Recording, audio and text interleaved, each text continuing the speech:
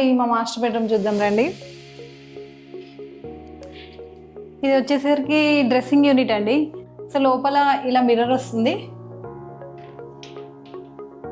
Mirror back side storage unit ఇచ్చారు. దీంట్లో ఇలా మళ్ళీ నాకు ఇలా ఓపెన్గా ఉండొద్దు అంటే ఇక్కడ మళ్ళీ పార్టీషన్ ఇచ్చారు.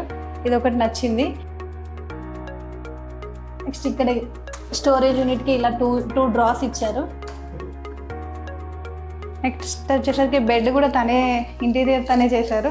సో ఇవన్నీ చాలా బాగున్నాయి, బాగా అనిపించింది నాకు ఇవి. నెక్స్ట్ వచ్చేసరికి ఇవి స్లైడ్స్. దీనికేమో ఓన్లీ 2కి స్లైడ్స్ ఇచ్చాము. ఓపెన్ ప్లాన్ చేద్దామని చెప్పేసి ఇలా బీరువాకి ఇలా ఓపెన్ ప్లాన్ చేసాము.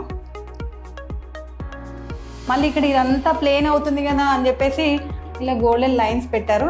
ఇది పెట్టడం వల్ల ఇంకా చాలా బాగా లుక్ వచ్చింది.